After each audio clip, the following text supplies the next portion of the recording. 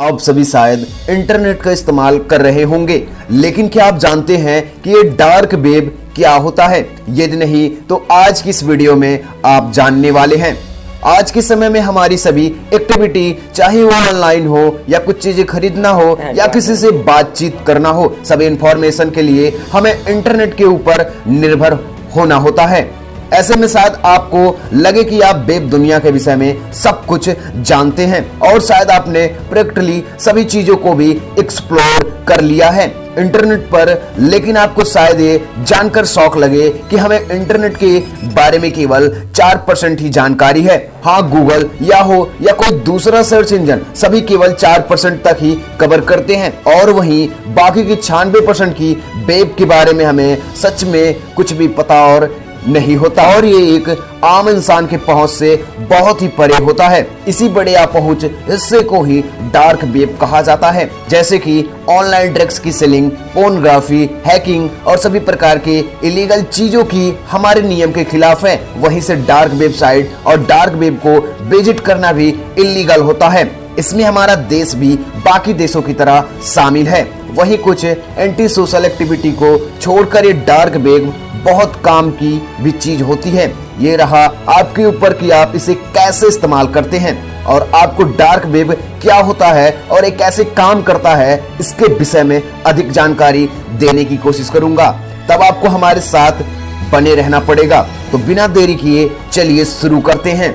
नमस्कार दोस्तों, मैं अर्जुन देविल स्वागत करता हूं आपका फिर से एक नए एपिसोड में। तो चलिए हर बार की तरह शुरू हो जाते हैं। डार्क वेब इंटरनेट के उस हिस्से को कहा जाता है जिसे कि सर्च इंजन के द्वारा इंडेक्स किया गया नहीं होता है। यूं कहे तो डार्क वेब एक ऐसा हिस्सा होता है डीप वेब का रिसर्चर के अनुसार इंटरनेट का केवल 4% ही जनरल पब्लिक को विजिबल होता है और इसे सरफेस वेब भी कहा जाता है। इंटरनेट द वेब या डार्क वेब से बनी होती है। या डार्क वेब में ऐसे वेबसाइट होते हैं जो कि पब्लिक को विजिबल नहीं होती, क्योंकि उनके आईपी एड्रेस डिटेल्स को जानबूझकर हाइडन रखा गया होता है। वहीं ऐसी वेबसाइट को सही टूल्स का इस्तेमाल कर देखा जरूर जा सकता है, लेकिन इनके सर्वर डिटेल्स को खोज पाना मानो नामुमकिन होता है।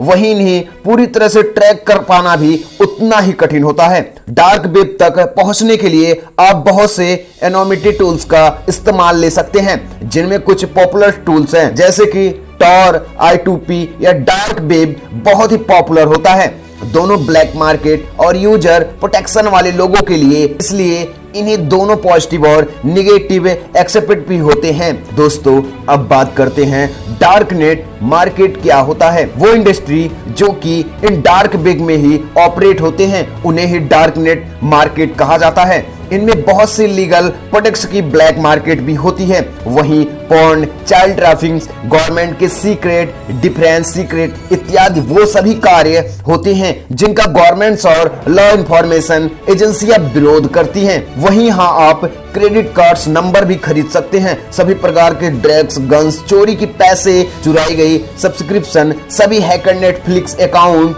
सॉफ्टवेयर जो कि आपकी मदद कर सकते हैं। किसी के कंप्यूटर सिस्टम को हैक करने के लिए, उन्हें विजिट करने के लिए आपको एक स्पेशल वेब ब्राउजर का इस्तेमाल करना होगा जिसे कि टॉर कहा जाता है।